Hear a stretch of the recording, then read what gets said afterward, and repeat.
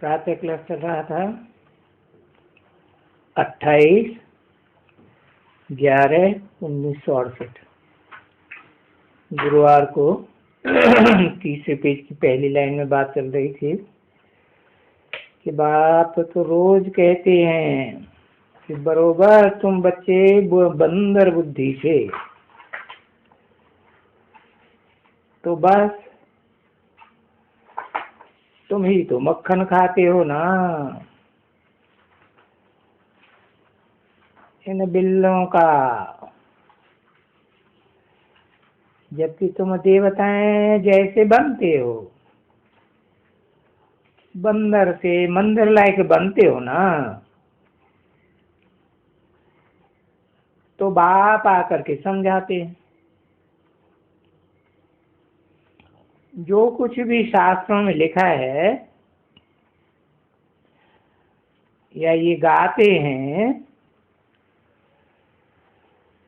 तो ये बरोबर बाबा ने समझाया ना। सेना भी बरोबर है बंदरों की, जिस बंदरों की सेना से रावण राज्य को हराते हैं। ठीक है ना बच्चे? तो राम की सेना, अब राम या रामचंद्र को तो नहीं कहेंगे ना, राम फिर भी यहाँ कह देंगे बाप को।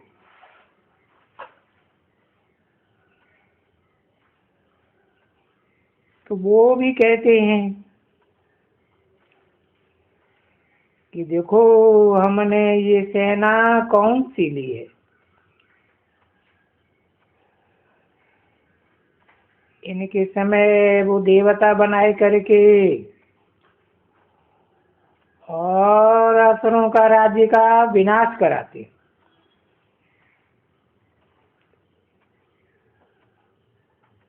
तो अभी वो ज्ञान तो नहीं है उसमें, कुछ भी नहीं। बाकी हाँ हो सकते हैं, अगर होगा ड्रामा में तो होगा, क्योंकि जब समय होते हैं तो भी कहते ही हैं। अगर ड्रामा में होगा तो उनको साक्षात्कार होगा। किसका साक्षात्कार होगा? अक्सर करके ब्रह्मा का और उनका होता ही है।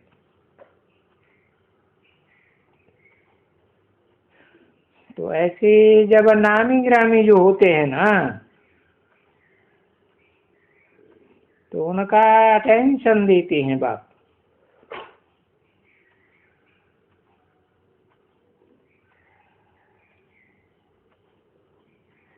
और अटेंशन देते हैं यूं तो बाप तो ऐसे ही बैठे रहते हैं, बच्चों को जैसे कि दृष्टि देते रहते हैं, दृष्टि देते रहते हैं कि तुम्हारा पाप कट जावे, सारा पाप कट जावे और तुम वैकुंठ के मालिक बनो।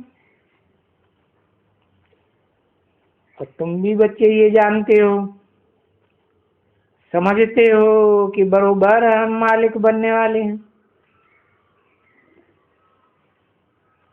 तो मालिक बने की खुशी तो बच्चों को है ना। अभी खुशी बच्चों को है जबकि विचार सागर मंथन करते रहे। जैसे बाबा ने तुमको समझाया ना सुबह को, देखो तुम तार तो देते हो, परंतु उन तार को करेक्ट करने के लिए नहीं तो फिर कितनी बड़ी बड़ी तारें देनी पड़ती हैं, उसमें कितना खर्चा होता है। कभी तो खर्चा करते हैं और तारें पहुंचती भी नहीं है। समझे।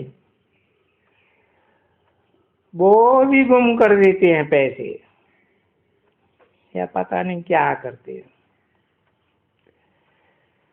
तो कितनी बड़ी तारें देनी पड़ती हैं। तो ये तारें भी देखो तुम्हारे से राय लेते हैं कि बच्चे करेक्ट करो, अपनी बुद्धि का विचार सागर मंथन चलाओ। अच्छा भाई, कोई यहाँ जो पढ़े लिखे अंग्रेजी पढ़े हुए हैं, अच्छा उनको देते हैं, क्योंकि वो भी तो जानते हैं कि बरोबर हम, भले ये लड़ाई है, वो लोग समझ तो नहीं सकते हैं कि इस लड़ाई के अंदर पीस जरूर है। इनकॉग्निटो पीस ही है इनमें। तो लड़ाई के अंदर भाई पीस है, मर्ज हुई पड़ी है। तो अक्षर ऐसे उनको लिखें कि ये लड़ाई के बाद ही वर्ल्ड में पीस स्थापन होनी है। तो जैसे कि इस लड़ाई में पीस मर्ज है,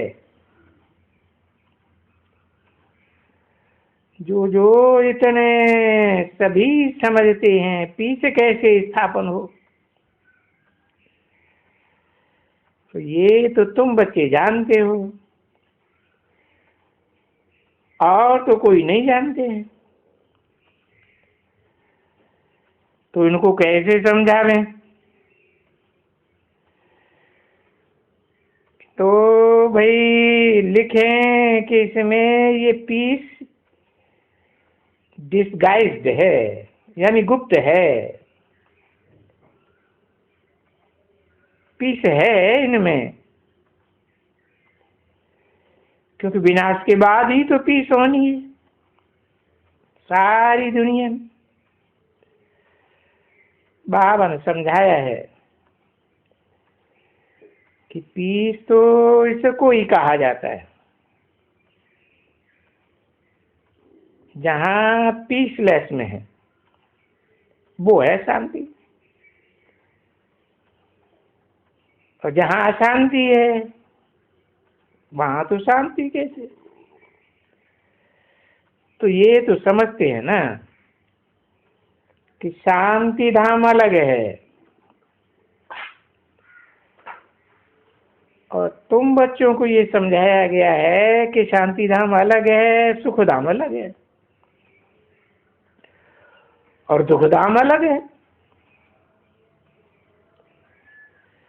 तो अभी ये उनको बैठ करके कैसे समझावे। तो बाबा ने कहा ना कि उनको लिखा गया है, जबकि आते हैं ओपनिंग सेरेमनी करने के लिए, उनको क्यों बुलाते हैं। कोई ब्राह्मण तो नहीं है, नहीं, वो तो ओपनिंग करने वाले शूद्र ही है। परंतु आजकल उनकी बड़ी महिमा है। तो वो आएंगे, तो बहुत आएंगे। आएंगे कोई, हम जानते हैं कि ये कोई समझते नहीं है, फिर भी इनके आने से तो अखबार में तो पड़ेगा भाई, इनका ये क्या इसको कहा जाता है, वर्ल्ड प्रदर्शनी या म्यूजियम, किसी ने कुछ कहा। हाँ, तो क्या है, जो ऐसे बड़े बड़े आदमी भी आते हैं, तो बड़े बड़े आदमी भी आते, बड़े आदमियों का तो कुछ आवाज भी तो खड़ा होता है ना बच्चे, तो इनके पास ऐसे ऐसे भी आते हैं। तो वो जो समझते हैं कि ये इनकी ग्लानि है बहुत ही, जिस कारण बच्चों को बंधन पड़ जाते हैं, अबलाओं के ऊपर अत्याचार होते हैं। तो उनको कैसे अत्याचार से छुड़ावें, ये युक्तियां हैं, है तो नथिंग। बाप फिर भी कहेंगे ये युक्तियां कल्प कल्प, युक्तियां जो रची जाती हैं, नहीं तो वो कहते हैं ये बड़े आदमी, तो ये ज्ञान तो गरीबों को ही देना चाहिए। उन बेचारे गरीबों को भी तो देना चाहिए, तो देना तो गरीबों को चाहिए और मिलना भी गरीबों को ही है। वो कहते भी ठीक हैं, क्योंकि बाप भी कहते हैं मैं भी गरीब निवाज हूँ, कोई साहूकार निवाज तो नहीं हूँ, परंतु उन साहूकारों के आधार से ये गरीब भी तर जाएंगे ना, और वो साहूकार नहीं तरेंगे, गरीब तर जाएंगे, पार हो जाएंगे। तो इसलिए ये सभी इतना करते हैं, नहीं तो कई कहेंगे क्यों भला इतना खर्चा करते हो, इनके लिए करते हो क्या? हाँ? इन बड़े बड़े आदमियों को बुलाने के लिए इतना खर्चा करते हो। 28/11/1968 की प्रातः क्लास का चौथा पेज।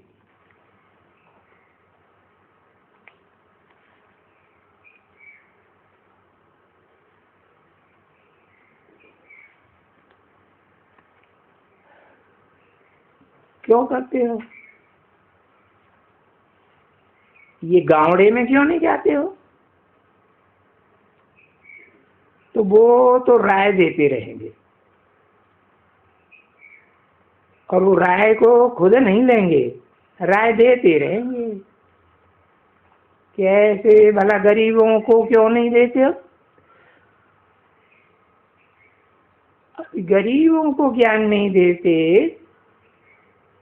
तो बाप भी समझते हैं,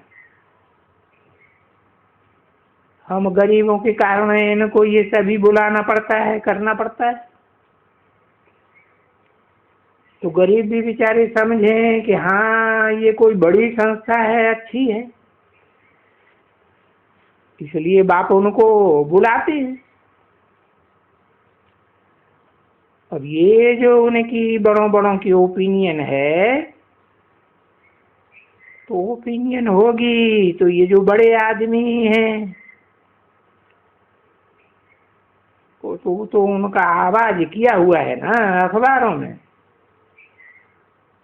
बड़े आदमी सुनते हैं, बहुत पढ़ते हैं, कोई गरीब नहीं। तो वो सुनने से उनका आवाज उठते हैं, तो गरीबों को मालूम पड़ता है, ठीक है ना।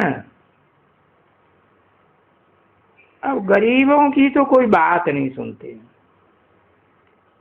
साहूकारों की बात सुन लेते हैं।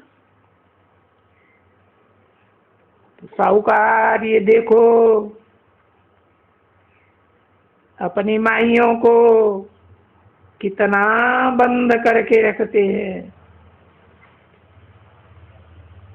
बिक के न देने के कारण कितने हंगामा। तो ऐसे ऐसे बड़े आदमियों को समझाएंगे जिन जिन के हाथ में पावर है कि भाई ये पवित्रता तो जरूर होनी चाहिए, और ये पवित्रता से ही तो ये उनको ऐसा समझाना चाहिए कि प्योरिटी से ही कैरेक्टर भी सुधरते, ये भी काम होते हैं, और प्योरिटी से पीछे मनुष्य शक्ति भी बढ़ेगी नहीं। मनुष्य शक्ति एकदम जैसे वो हो जाएगी मुट्ठ भर। अभी तो देखो दुनिया में इतने इतने है ना ढेर, पीछे मुट्ठ भर हो जाएगी। तो ये भी उनको समझाना पड़े ना, जो वो लोग समझें कि हाँ ये ठीक है। पीछे अखबार वाले भी डालें कि हाँ फलाने गए थे, कि वहां यही समझाते हैं कि ये विनाश के बाद ये पीस होगी, और ये विनाश ही पीस का कारण है। समझा? तो देखो विनाश होते हैं तो दुनिया में कितनी शांति। मनुष्य का शरीर है, कहाँ आत्मा निकल जाती है तो उस घर में वो जैसे सन्नाटा छा जाता है। एक जब भी कोई जाते हैं ना तो जैसे सन्नाटा देखने में आते। तो ये भी तो ऐसे ही होगा ना, जैसे सन्नाटा हो जाएगा।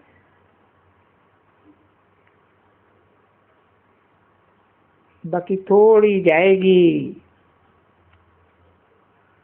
परंतु वहां जब बाबा होंगे तब ये बातें तो ध्यान में नहीं होंगी ना। ये तो समझ की बात है बरोबर। अरे सतयुग में तो कितना सन्नाटा है, और वहां कितने होंगे? थोड़े मनुष्य। कलयुग में तो देखो कितना ढेर के ढेर हैं एकदम। तो सन्नाटा माना ही शांति। तो शांति का भी तो सब समझाना पड़ता है ना। देखो जब बड़े समझें, अखबार में पढ़े, और बड़े आदमी अखबार में कुछ भी डालें तो वो तो डाल देंगे। गरीब आदमी कोई अखबार में डाले तो नहीं डालेंगे। अब तुम लोग कुछ भी खबरें डालो तो नहीं डालेंगे। देखो टाइम्स ऑफ इंडिया के पास जाओ तो बोलेंगे हमको फरमान है कि ब्रह्मा कुमारियों का कोई भी लेख नहीं लिखना, भले वो पैसा भी देवे तो भी नहीं लिखना। समझा? उनके वो एडिटर है, वो रिपोर्टर्स वगैरह वो ऐसे कहते हैं कि उनको एकदम लिखा हुआ है। मैं समझता हूँ टाइम्स ऑफ इंडिया ही है शायद। तो किसी ने कहा राजधानी, हाँ। तो उनके रिपोर्टर्स भी ये सब सुनाते हैं कि उनके पास ये जैसे कि गवर्नमेंट का ऑर्डर आया हुआ है। बाकी ऐसे कोई गवर्नमेंट का ऑर्डर जा नहीं सकते, परंतु हो सकते हैं, क्योंकि फिर भी तो ला मुजीब तो ये भी तो मायावी गवर्नमेंट है ना। वो गवर्नमेंट तो दो, मायावी गवर्नमेंट और ईश्वरीय गवर्नमेंट। ये समझाया तो जाता है ना। ईश्वरीय गवर्नमेंट को कहते हैं पांडव गवर्नमेंट। तो देखो 5 पांडवों की गवर्नमेंट, और अभी कौरव तो कहा ही जाता है कांग्रेस को, काऊ काऊ की रेस। तो वो जो 5 हैं, पंच प्रमाण, पंच प्रधान, पंच ये पावे धरग हमान,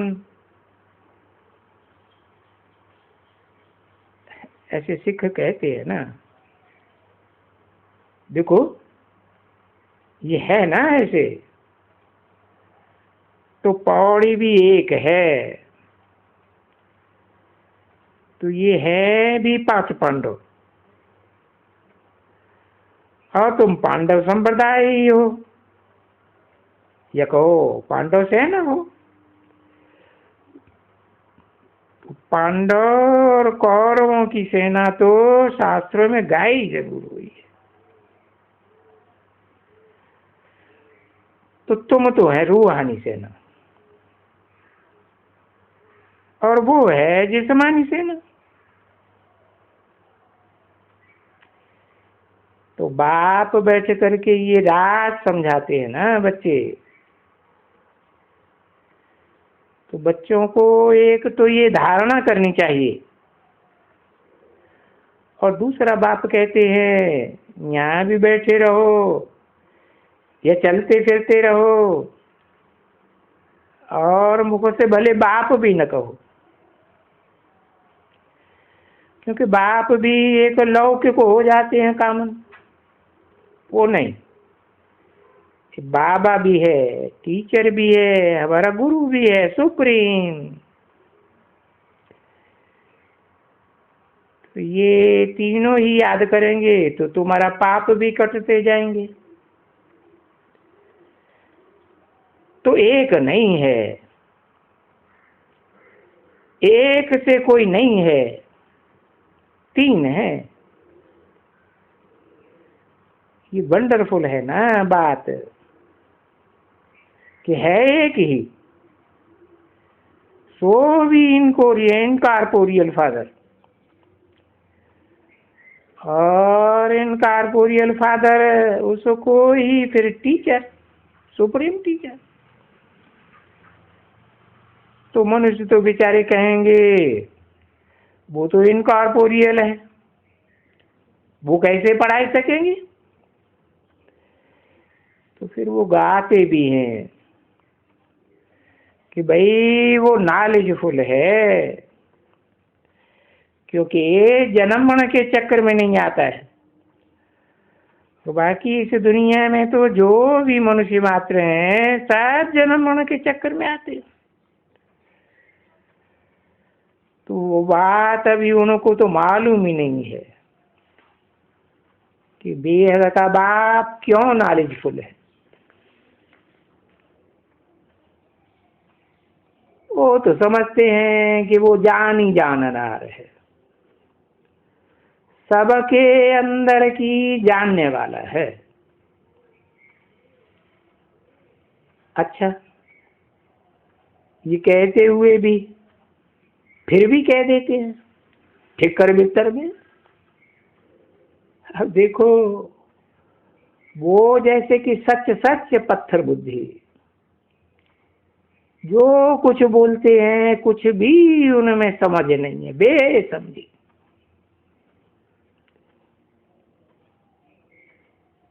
अट्ठाईस 11/1968 की प्रातः क्लास का 5वां पेज, तीसरी लाइन। तो बेसमझ और समझ का कंट्रास्ट है, ये कंट्रास्ट है ना। तो कहाँ तुम बेसमझ थे, अभी कहेंगे ना बेसमझ है वो बंदर मिसल थे। अभी देखो सारे विश्व पर राज्य पहनते हो, और फिर अभी सारे विश्व पर रावण का भी राज्य है।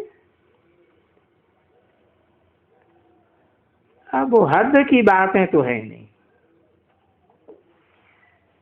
जो उन्होंने लिख दिया है लंका में रावण या फलाने में। तो बाप बैठ करके ये सभी बातें सुनाते। ओम शांति।